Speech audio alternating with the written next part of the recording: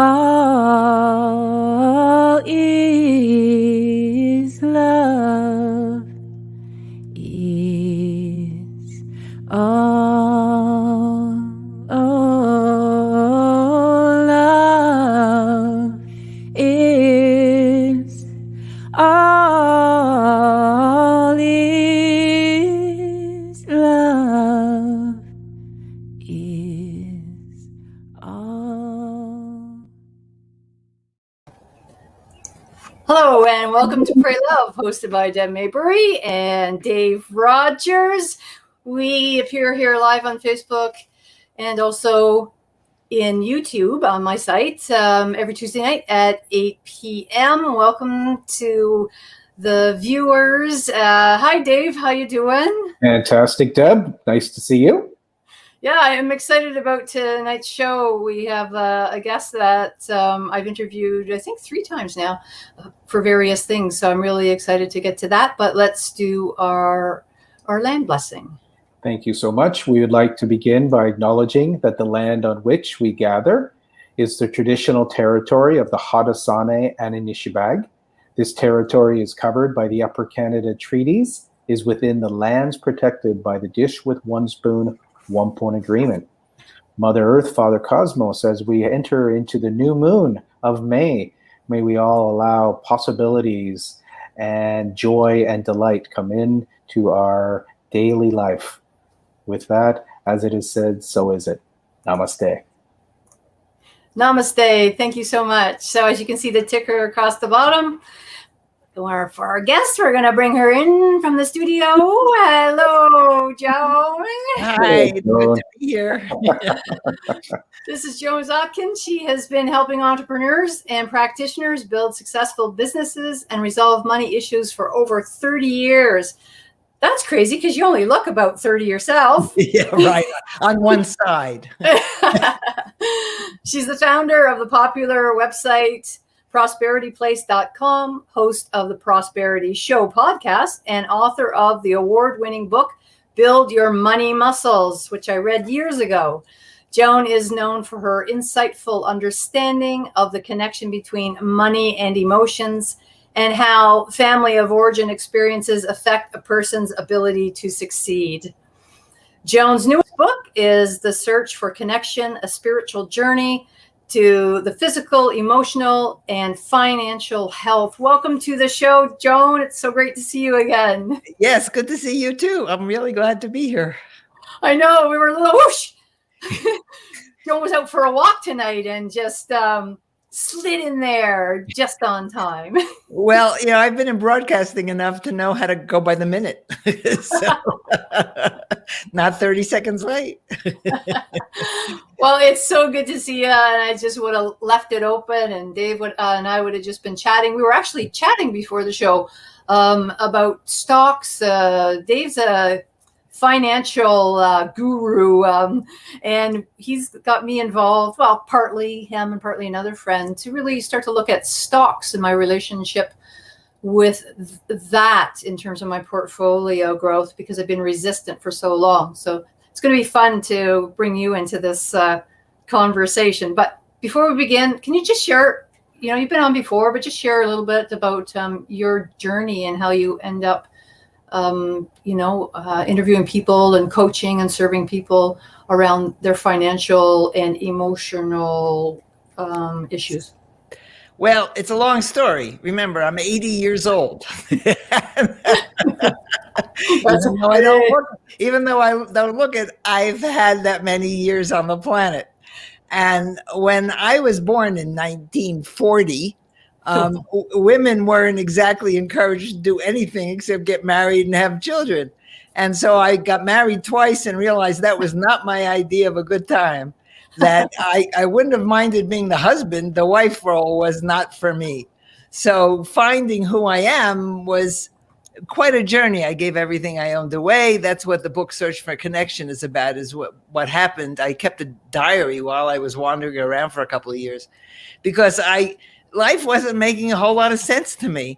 And I've always had money issues. My father was a compulsive debtor. My mother was the co-compulsive debtor. And I had two millionaire brothers, and I couldn't rub two pennies together. So, and I wasn't expected to do anything but be a teacher, which I tried teaching for a year and had nightmares that I had to do that again. And so my journey has really been one of finding myself. So in the 1980s, after I came back from this journey, I wound up building the first nationwide crystal business. And I had a line of stones called Joan stones. And I had been studying mail order because I was so sick. I didn't think I'd ever get out of the house. So I needed to learn mail order. Fortunately, I got out of the house and I had a big business with helpers and a shipping department and made a lot of money and wound up going bankrupt because I didn't know how to manage cash flow. Of course, at that moment, I didn't know what the problem was. And my father died as I was hitting my peak. So I didn't know at the time that grief and money issues go together. So I've had a lot of learning about money. All five of us were Capricorns. So we never touched each other. We just handed each other $20 bills. And so it was all about money, which I didn't have. And so slowly but surely, I had to figure out why. My question was, I have 2 millionaire brothers, and I can't rub two pennies together. Why?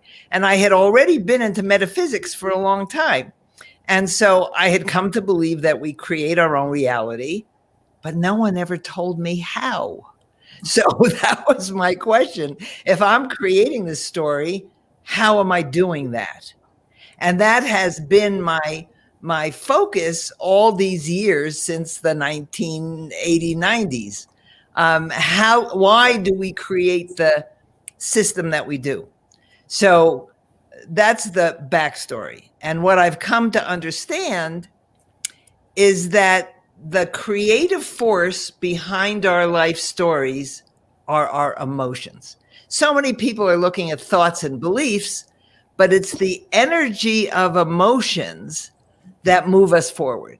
And for example, if you have a habit of being disappointed, well, that's an emotion. And if that's your habit, then you're going to keep creating stories that allow you to feel disappointed because that's how you know who you are. Got that? Mm-hmm.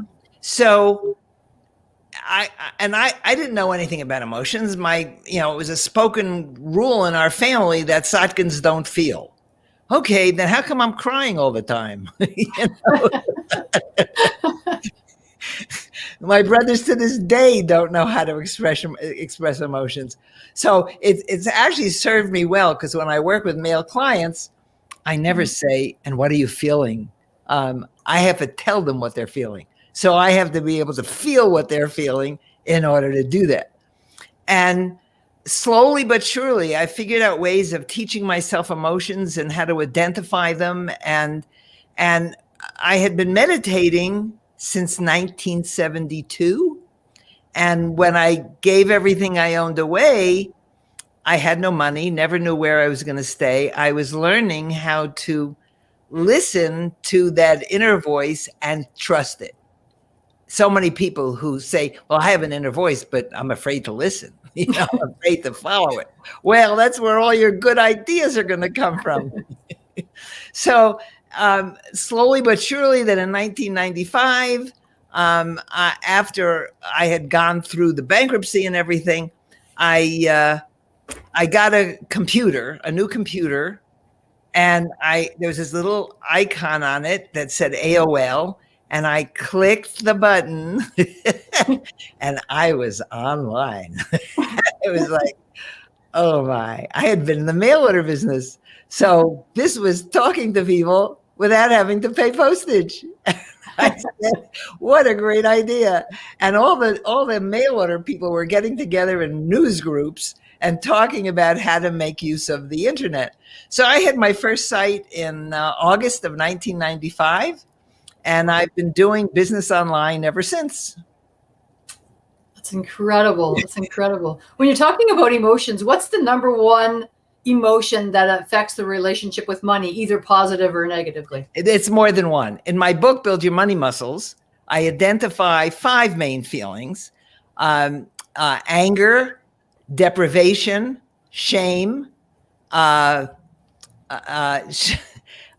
sense of being trapped, and there's one more. I'll remember it.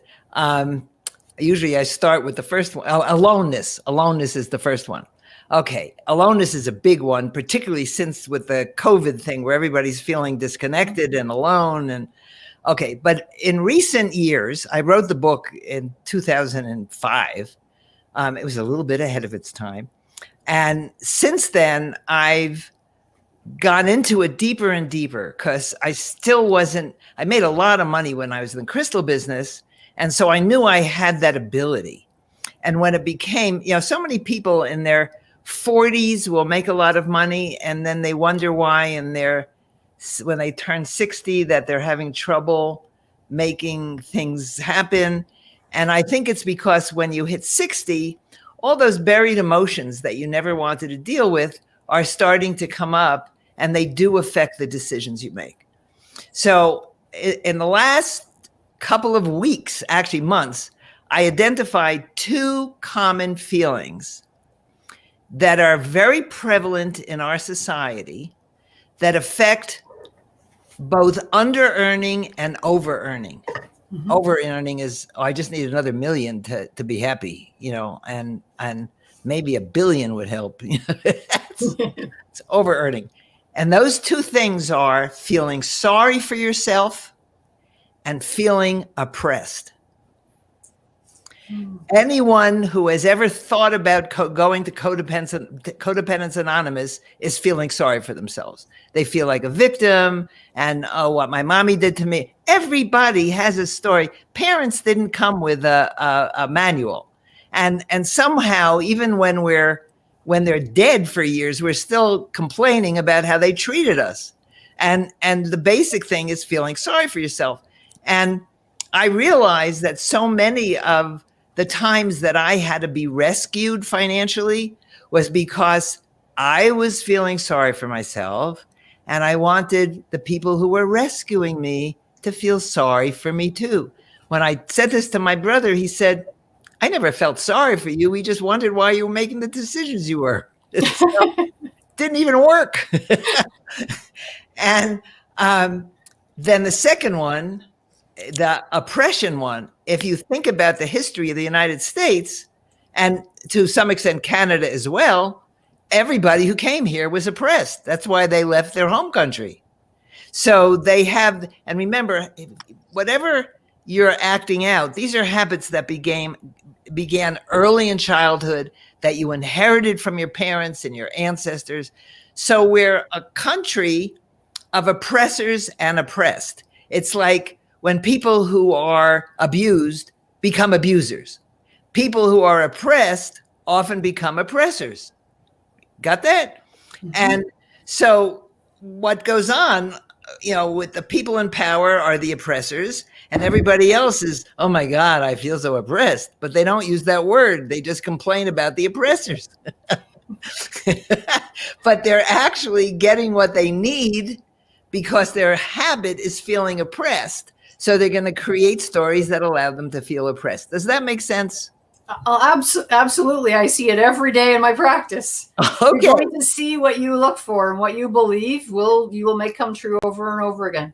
Right. And a lot of our psychology is based on what's wrong with me that needs fixing. Our medicine is what's wrong with me that needs fixing. Well, the fact is there's nothing wrong with you that needs fixing. You just have habits that are getting in your way. And if you can recognize the habits, particularly the feeling habits, then you'll be able to move forward. Wow. Dave, I mean, there's like 15 questions or 20 questions in what she said. What's going through your mind? Thank you, Joan. That was awesome. My first question is, share with us, what is one or two of your favorite lessons you learned from crystals? Not to think that they're magic, to understand that you're magic, that the crystals are only amplifying your magic.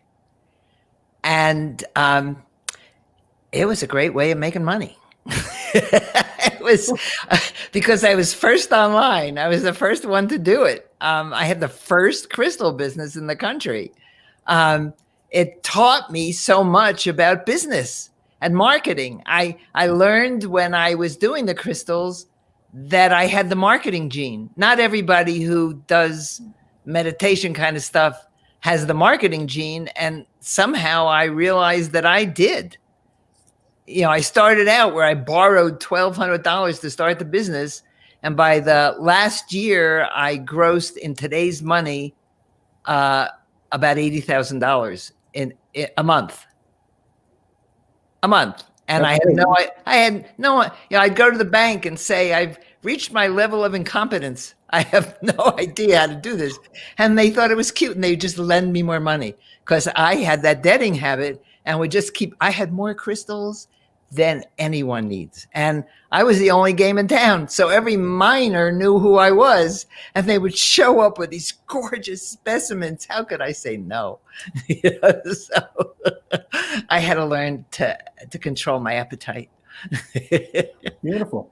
Wow. Well, I have my crystals sit here. This is my favorite one. Oh, that's a polished one. Yeah. Yeah, I'll show you what's on my desk. I have a cluster.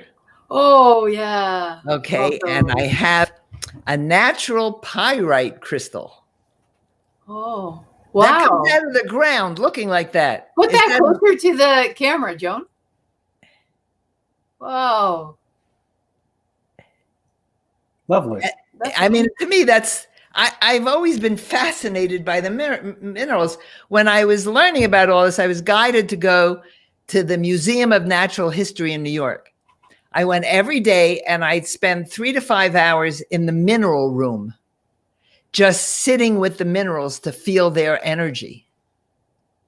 And I mean, most people don't do that. You know, they get a book, look up, what does this one mean? And what does that one mean? You know, and when I had the crystal business, there were no books. So people would come into the store and say, what is this one for? And I would say, do you want me to make something up? And it turns out the stuff I was making up was pretty much like what the books say. So trust your intuition. So when you said that, Joan, about the magic, I mean, some people swear by crystals. They carry them around all the time, literally all the time. Do you believe that they have healing properties or energetic properties? Let me explain what they are. Quartz, like this, has the ability to transmit and amplify electromagnetic energy. That's why there are crystal radio sets, because crystals amplify and magnify electromagnetic energy. Your body is basically an electromagnetic machine. So the quartz helps you tune into the deeper parts of yourself. It's not doing anything for you. It's doing something with you, and you have complete control over that. People are looking for magic, but this is science, actual science. Okay, and quartz and tourmaline have something ability called piezoelectric electricity, where you press it and they emit an electrical charge, which again, you know, your body functions on microcurrent. I actually have a microcurrent machine, which is a healing device, and it's very low frequency. You don't feel it; it's just there. The other minerals, remember, you have all those minerals in your body. So when you bring a piece into your energy field that has, say, copper in it or arsenic, these are things that are going to affect the minerals in your body. And that's the healing power. Not the stone isn't going, I heal you, I heal you. No, the stone is just being what it is. You know? And people tend to give it personal things like the recorder crystals, or the Lemurian crystals. They give them all these magic things. They're rocks, but they have beauty. There's no doubt about that. And they help us see ourselves better. And the idea is to activate your power, not the power of the crystals, because the power of the crystals is you. Beautiful. That's why I never wrote a book about crystals. People would come into my store and they would say, "What am I supposed to?" I said, "Just find something you like and then see how you feel the urge to use it." And now people want, "Tell me how to use it. Tell me how to heal this." And then they do. It's because they thought they could. It's their power, not the power of the crystal. I'm sorry, this is a little bit, not what everybody wants to believe, but it's true. To me, the whole deal of living through life is getting to understand the power that is within you, not within everybody else and everything else that's out there. Right. I do ceremonies and rituals, and I even have a course on suggesting some rituals for people to do, because it stimulates our subconscious to do what we want it to do. Right. Sorry, Dave. I forgot I put this ticker up here. The idea about how to manage cash flow. What's the number one thing that you've learned about how to manage cash flow? Keep track of your numbers. And no one likes to do that, particularly the spiritual people. It's really the thing that money goes to people who love and take care of it. And the thing they love the best is to be counted. Oh, she's counting me. I think I'll tell my friends. So when you're in touch with your numbers, you're in touch with the measurement of your money. And that's important. Do you know what? I believe that so much, because I've gone through various phases in my life where I've spent a lot of attention on money, and one of them is now.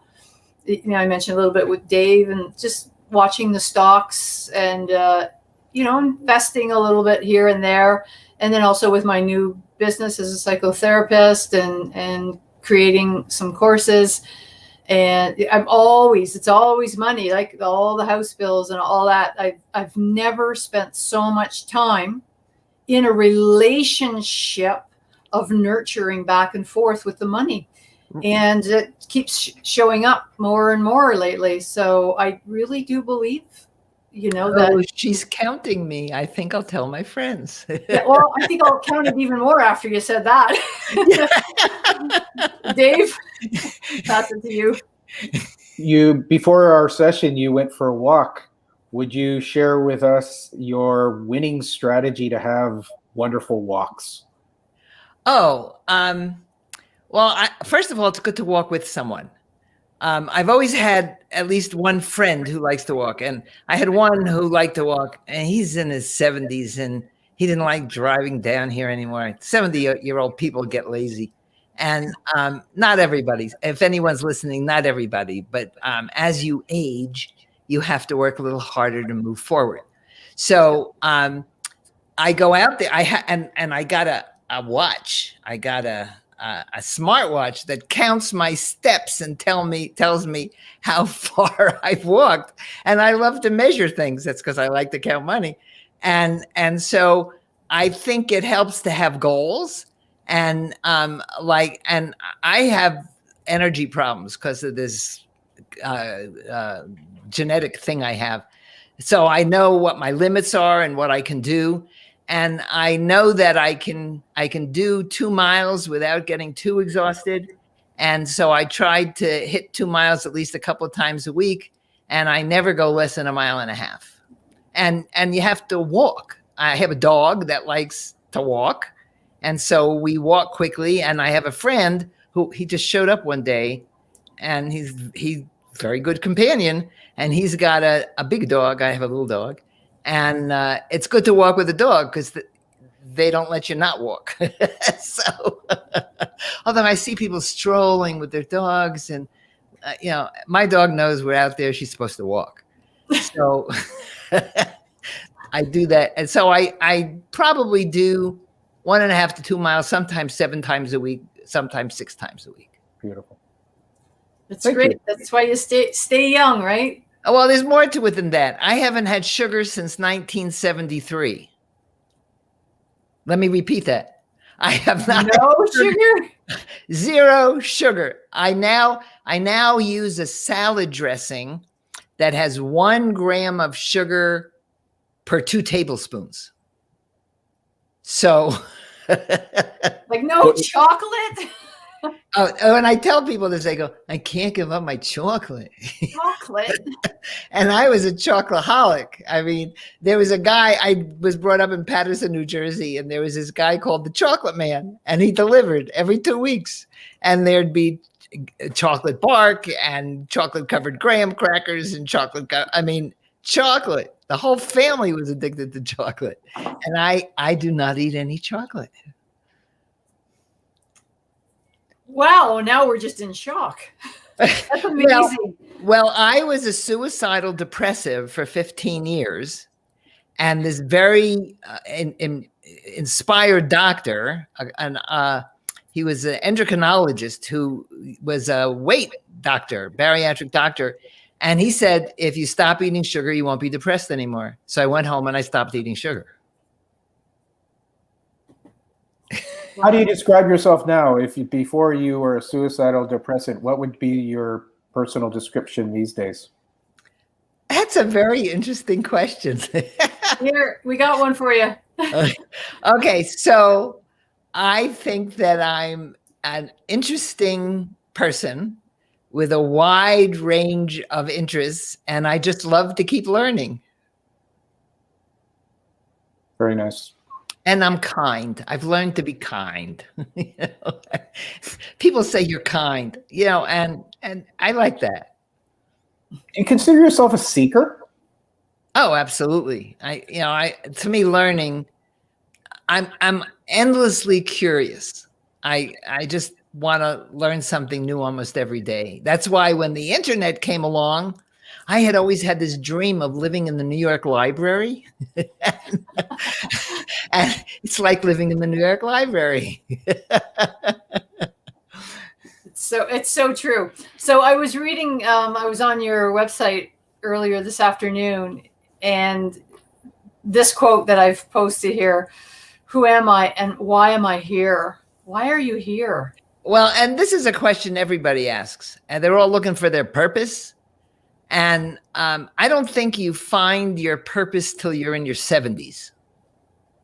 Everything else is part of your purpose, because whatever you've been through or whatever you're going through is what you need to become who you're becoming. Got that? Mm-hmm. So whatever difficulty you're going through is what you need to become who you're becoming. I could not do the work that I do now if I hadn't suffered physically and emotionally and financially. And now I'm a pretty happy camper, but I didn't forget what it was like to be what I was. And I see people today striving too hard. They think they have to be a certain thing and earn a certain amount of money to have stature, when in fact that stature has to come from within yourself. You have to recognize for you who you are, not for anyone else. And we spend so much of our lives trying to get external validation from other people, when, loving yourself and caring for yourself are the most important things you can do. And you'll find out who you are and why you're here. I'm 80 and I'm just getting the picture. So don't be in a hurry. Well, yeah, what I'm hearing is that you're telling people to be patient. And I remember it was yesterday on a friend's porch. There were 3 people on the porch, and the one person was going through a depression, and she was saying that I don't have a purpose and I don't feel fulfilled because I don't have a purpose. And at that time, I think she would have been late 50s. And I said, well, does everybody have to have a purpose all the time?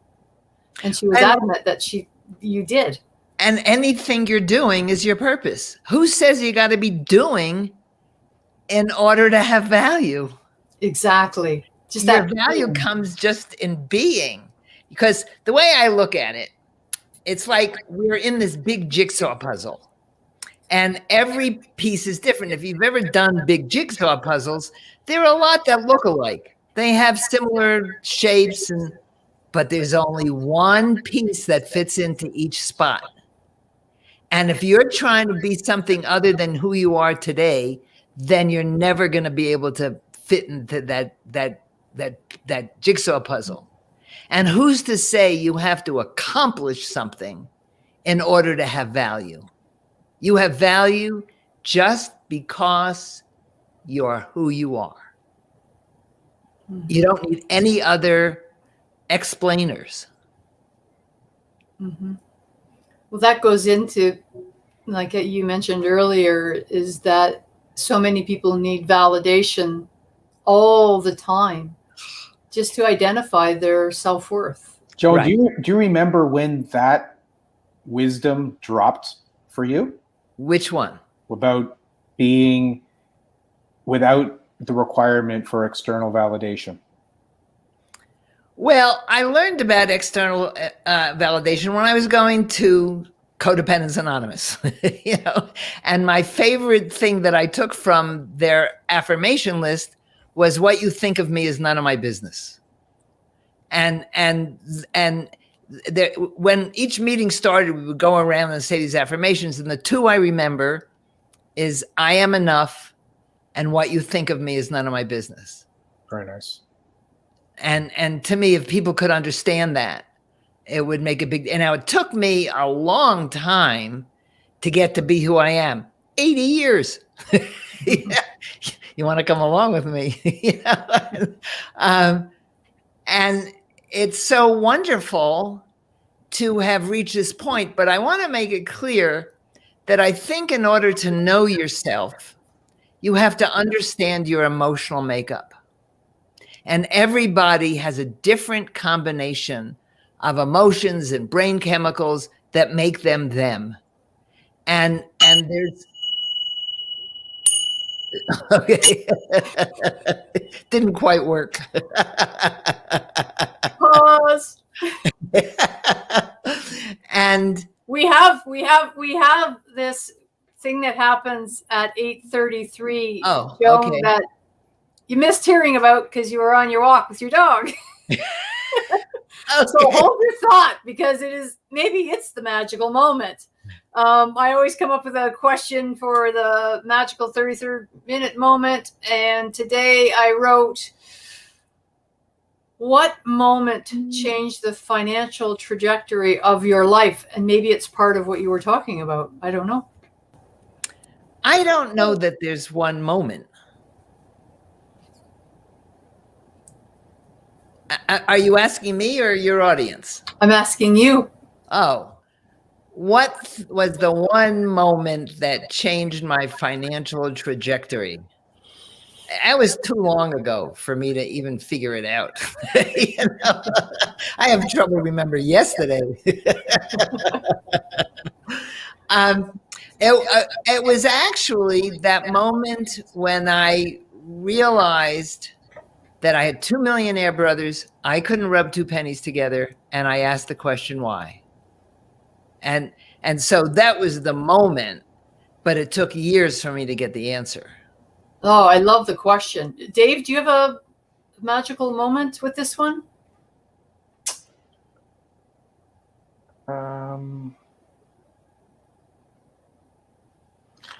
Actually, I'll go back to what Joan was saying earlier. Is the magic moment for me is when I started at a very young age of doing a balance sheet and a cash flow statement for myself. And whether it was done every 3 months, but that habit that started when I was about 12 years old, that changed the trajectory of my life, because I was always able to have a record and a scorecard of where my financials were. And it did lead to achieving or getting certain targets at a fairly young age. And it's something I've enjoyed. Like today, I enjoyed it because there's a bit of a scorecard and it's fun and it's a game and it's playful, and sharing it with people so that numbers aren't frightening. They're actually a guidepost is part of what I love about finance. And I think it happened very young for me, like around 9. That's interesting, because when I was 10, there was this thing that was advertised in comic books, Cloverine brand salve, and they send you a carton of it, and then you could sell it. I was only allowed to go around my block, and I learned to sell door to door. What, salve? Yes, Cloverine brand salve. I was a cute kid in the neighborhood. Who could say no? What is that? That sounds like some. It's like Vaseline in a tin. Yeah, like you. And I wound up selling Great Books of the Western World door to door, cold canvassing. It's so interesting how, that in youth, how so many of our patterns are established. I remember saying to my mom, can I get a bike, or can I get this and that? And she said, you can get what you want, and you can make money doing what you want to do, and you can buy whatever you want when you make your money. And that was when I was about 9-10 years old, because all the other kids had an allowance, and we did end up getting, I think it was $0.10 a week or something like that. But she was, go make your money, go figure it out. Right? Paper routes, babysitting, all of that stuff, bank accounts. I think it's so important. And Joan, what's your thought around kids learning about money in school at an earlier age? Because I don't think there's even any education there in terms of financial well-being. Well, they're starting to bring a little bit of it into the schools. When I was in 8th grade, I remember taking a quarter to school every week, and it was put in a bank account. When I was a sophomore in high school, my father said to me, I don't want you coming to me for money anymore. I'm going to give you $1,000 for the year. Don't ask me for any more. And that was all the guidance he gave me. So I got a steno pad and divided each month page into 4 columns, and I would write down everything I spent. And at the end of the year, I had $300 left over. So I felt very proud of myself until my mother came and borrowed the money and never paid it back. So I got this habit of borrowing money and never paying it back. It didn't always work to my advantage. But when I wanted contact lenses, my father had a silk mill, and I had to go wind bobbins after school and make enough money to pay for my contact lens. And so I think it's good to give kids, first of all, I don't know that having rich parents does you any good, because then you have a cockamamie idea of where money comes from, and you feel entitled on levels that, unless your parents are very, very aware of the training you need to deal with money. Mm-hmm. Dave, do you have a question? What's your experience of this crypto world that we seem to be inundated with in the last few years? Well, I think there's something wrong with it. I mean, I mean, there are a lot of people, right? I know people who are investing and making a lot of money, and I've read a lot of articles by people who know, and they say there's something wrong with it. I don't like the idea that it's so good for criminals. And I mean, it's a little bit too loose for my Capricorn mind. Right. What do you like to invest in? I don't do a lot of investing. I've been on this weird path, very weird path, where to me, what mattered was that I didn't want my money to determine how I feel. And I didn't want to worry about anything. And, I tried stock market investing along the way. That was not for me. I was nervous all the time. It was like I was watching the number, watching the, no, this is not my idea of a good time. And so the last 4 years, and remember, I'm weird. I don't have a family I have to take care of. My dog doesn't care what I do. And whichever dog I have, they're very, very forgiving as long as you take them out every day and give them enough food. And so I just had this urge to not do anything until I felt I was being led to do it. I was waiting for instructions. So I spent an awful lot of time on the couch. And in the meantime, I live in a 40-year-old house, and the house started aging out. It was bad enough that I was, but the house started aging out. And I had to replace like $15,000 worth of stuff and not worry about it. Not have a second thought, but to have the faith that if I got myself in the right place, that what I needed would show up. Got that? I now call that conscious synchronicity. Nice. And then I had to learn what getting myself in the right place meant. And part of that was learning to stop feeling sorry for myself and to recognize that feeling of oppression so that I could really understand my relationship with money and debting. Soon as I had that realization a couple of weeks ago, I kind of came to this, everything has been opening up. I got hired to do to talk. I got paid to do a talk, and suddenly everybody's asking me to talk. You think I like to talk? Could you tell? And I've always said I want to make my living talking because that's what I do best. And suddenly people are coming and asking me to talk, and they want to pay me. Okay, so the fact that I made as much money as I did in the crystal business told me that I had the capability. And I knew I had to learn how to deal with it. I don't see that having a lot of investments makes people happy. To me, what's going to make me happy is when I don't worry about anything. And so that to me was more important than building up. I have friends who have a lot of money. I've always been surrounded, my brothers. I've always been surrounded by money and celebrity. And they weren't that happy. It's like they had the same problems as anybody else. So why not have no problems and just trust that whatever you need will show up. When I had given everything I owned away, if I had no money for food, I figured I was learning how to fast. Worked really well. Very nice. So it's a matter of how you can reperceive where you are. And if you think you're poor, you're poor. If Jeff Bezos just bought himself a $500 million yacht that needs another yacht to take care of the big yacht. Do you want to worry about all that stuff? What a waste of time. And you have to hire all these people. And when you hire people, you have to deal with people. And I like Zoom because it's a really great way of dealing with people.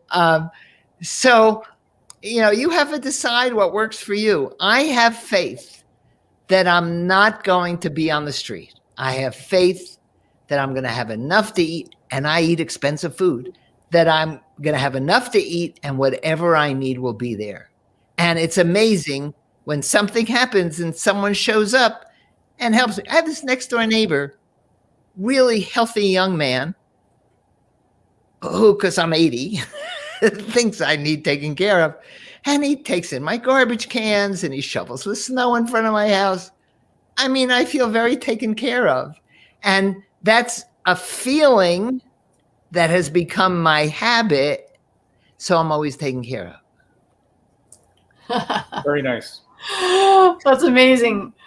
Okay, I want you just to be able to mention, this is the latest book that you wrote, right? Do you want to share a little bit about the content or the experience of writing that? When I gave everything I owned away, I kept a day-to-glance diary because I knew I was in the middle of an interesting story. And so I had all these diaries because it was like 7 years that I was wandering, like in the Bible, you got to go wander for all those years. And I schlepped those diaries around with me forever. And then about, I guess, 6 years ago, I knew I had to write the story. And so I sat and write the story. And it was very emotional because I had to remember all those times when I was all alone and broke. But when I was on the journey, I didn't feel homeless, even though I was. I figured I was on a spiritual journey, and all I had to do was listen. And there were so many interesting things that happened. I was so glad when I decided to write the story that I could go through the journeys, the journals, and write a timeline. And then I started connecting to some of the people who I had met along the way. So it's not a book with a lot of lessons. It's just a good story. And, I have stuff about the family and how I was feeling. And, I didn't try to make it a bestseller. I just needed to get the story out. And people have told me it's very inspiring. Here's this nice Jewish girl from Paterson, New Jersey, who gives everything away. My father stopped talking to me. My mother, who in 1933 had taken a boat to Palestine to live with the relatives who were living in what is now Israel. And so the fact that I was wandering, she thought it was on some level cool. And I just had to call her once a week to tell her I was still alive. So it turned out to be a very interesting story. And to me, I was living this interesting story. I would sit down and people would show up, and it was amazing. And it's what gave me the faith to know that whatever I need will show up. You know what? It's so interesting, and I don't know what percentage of people actually feel this, but I've always had the desire to put things in storage or get rid of a lot of stuff that has accumulated, and to just get a little Volkswagen van and just go, or a motorcycle with a little thing on the side there, because now I have a dog, so it would have to have that little right. For the dog. I've always had that since I was a kid, like 15 years old. I always So when are you gonna do it? I know. How old were you when you did it? I was only 36 or 7. Right. So I still have a couple of years then. So but remember, this was the 1970s when girls didn't hitchhike. Yeah, I appreciate that. We didn't do this kind of thing, but I knew I had no money to pay rent. To me, it was the only thing I could do. I remember I had a ticket to go. I was in California, and I had a ticket to go back east to a relative's bar mitzvah or something. And when my father picked me up at the airport, and he took the suitcase out of the trunk of the car or wherever it was, he said, and I said, "Dad, everything I own is in that suitcase."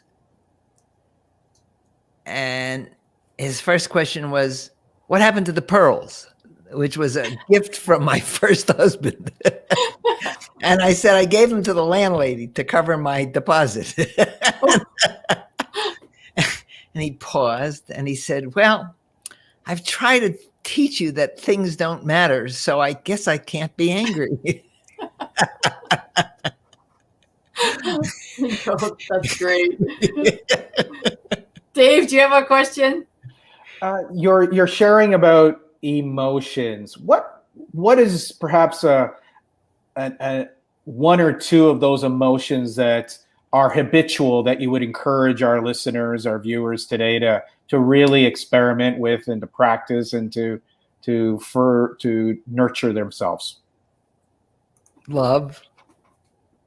But if you have a lot of hate from mommy and daddy and all that stuff, you're not going to be able to do love. Each person is different, and each person's lesson is different. So here's where the money comes in. everybody feels something about money. Money is your key to getting to know your emotions. So when you look at your bank balance and you're saying something like, oh my God, ask yourself, what am I feeling? Am I feeling shame? Am I feeling unworthy? That's not the money, that's you. So use your money as a gateway to your emotions. Does that make sense? Absolutely. I think the three energetic charges that I've noticed is people's relationship with money, Yes. people's relationship with relationships, and people's relationship with their sexuality.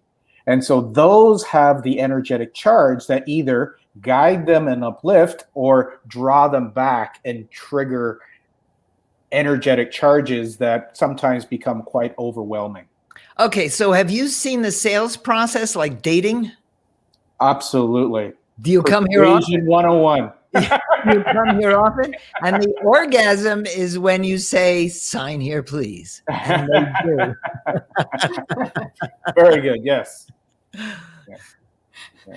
The art of sales. You have to sell yourself first. But what I find interesting is that very few people talk about sexuality, in real adult terms. Mm-hmm.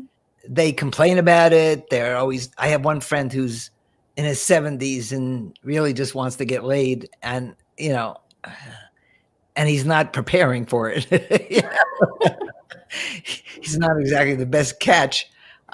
And personal cleanliness is probably a key component. No, he's good with that. Okay. It's good with that. But he drinks a lot, and he's got this beer belly, and and he likes younger women. It's not going to work, honey. And if you have money, it can work. And so they all get attracted to him for his money. Then he realizes they just like my money. It's complicated. And we don't have a language for talking about our sexual insides. How, when you go to a doctor, no one ever says to you, are you having good sex? They don't ask you questions like that. They just want to know what your blood pressure is. Well, how many people think about sex and money multiple times a day? Everybody.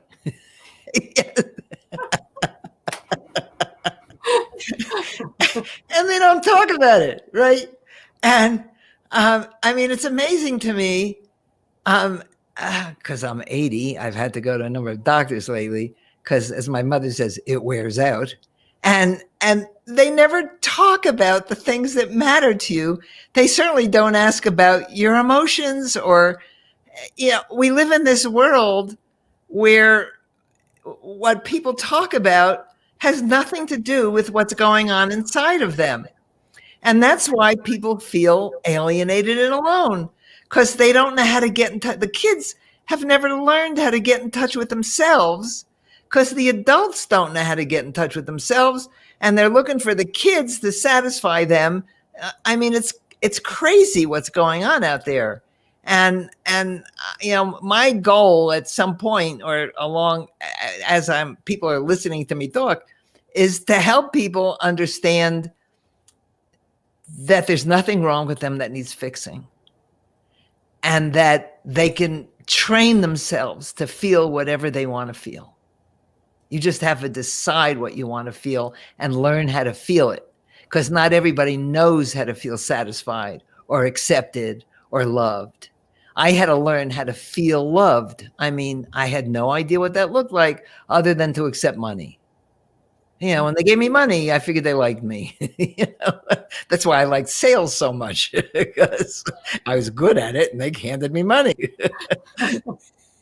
That's so funny. I just wrote bingo there. I hope I spelled it right. I didn't put my glasses on, but it's so true. I listen to people every day with regards to emotional well-being or not so well-being, and people that are struggling in a number of ways. And I have people often that just say, I'm just so grateful that I have a place where I can come and talk like raw, like talk real about what I'm feeling. And, I'm wondering why that's not taught in school, like an emotional class, relationship class, and all of these things. It feels like it's so important. And if you're not learning at home, where do you learn it? Right. And boys have been so oppressed because they've never been taught how to express their emotions.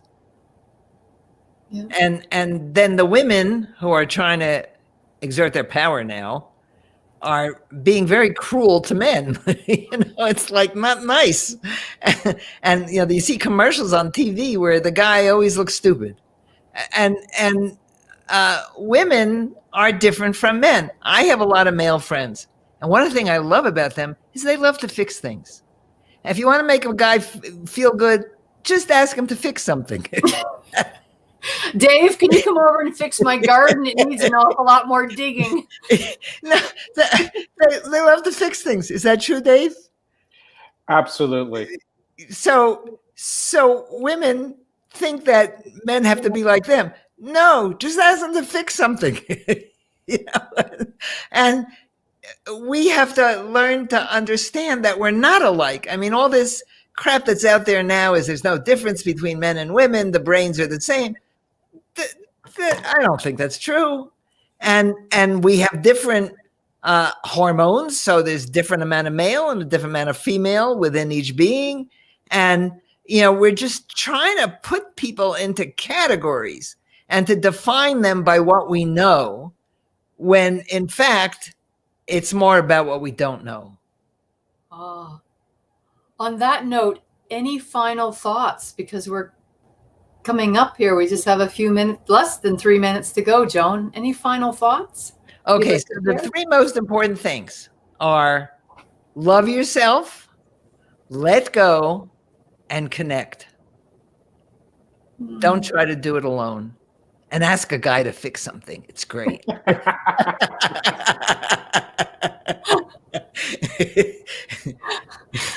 That's hilarious. I just want to read this here. We're live on Facebook, so Shelley just wrote, "Love your energy and humor, Joan. Thanks, Deb Maybury and Dave Rogers. Another fun listen on Pray Love." And that's the thing. I keep inviting you back to whatever I'm doing, whether it's a podcast or a Facebook Live or a Zoom, or we're on StreamYard now.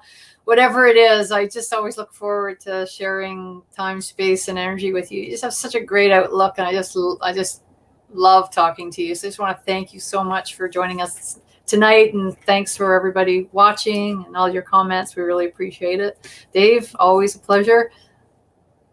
I have one last quick question. You got a great laugh, and I was wondering, have you actually focused on practicing laughing and actually finding that laugh, or have you always? I always had it. Okay. And my brother was the executive producer of Golden Girls, so he was funny. I was the straight man, and he keeps me laughing. I mean, we would do this thing at the dining room table where to try to make my mother laugh so hard she'd pee in her pants. So this was part of our family culture.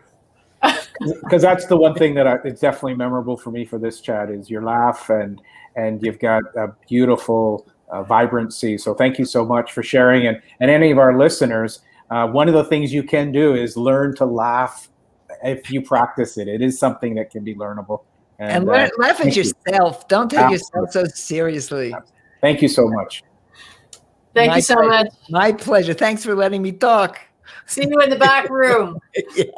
Thanks, everybody. Good night.